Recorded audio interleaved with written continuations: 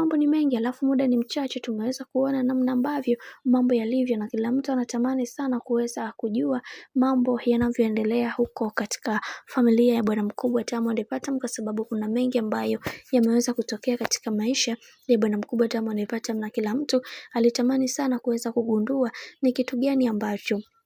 kilichoweza kutokea, na wengi wao waliweza kuzungumza vingi ya kusema ya kwamba kiukweli kuna vingi ambavyo vimeweza kutokea, na hiki ambacho kinachoendelea sasa hivi ni zaidi ya kufuru na ni zaidi ya fedheha kubwa, ila tunaamini kwa haya yanayoendelea Mungu atasimama imara na bibi Zuchu. Na kwa wale ambao wamekuwa wakimsemea vibaya bibi Zuhura na kumuona kama hana thamani tena kwa bwana mkubwa Diamond Platnumz, ikawe funzo na ikawe onyo kubwa kwao, kwa sababu kuna vingi ambavyo hawavijui, na wengi wao walitamani sana kuweza kuviona kipindi cha nyuma, na tumeweza kuona baadhi ya ndugu jamaa na marafiki na wakitamani kuweza kuhakikisha maisha bibi Zuchu yanakuwa katika misingi na mikakati iliyo bora. Haijalishi watu wao wamekuwa wakizungumziwa vipi, ila kiukweli kuna siri kubwa ambayo watu wengi hawajui kutoka kwa bwana mkubwa Diamond Platnumz. Hivyo kwa hiki ambacho kinachoendelea sasa, kila mtu anatakiwa kuweza kujua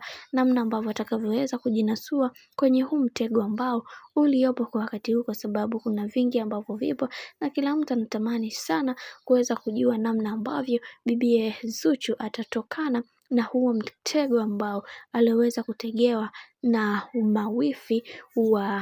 mawifi zake. Hivyo kwa hiki kinachoendelea, wacha tuone mwisho haya yote itakuwaje, maana kila mtu anaamini ya kwamba Zuchu ni mwanamke ambaye anajielewa na anajitambua na anajua thamani yake kwa namna moja ama nyingine. Najua kuna wengi watajiuliza maswali mengi juu ya haya ambayo yanayoendelea, lakini ukweli ni kwamba Zuchu ni mwanamke ambaye yuko smart sana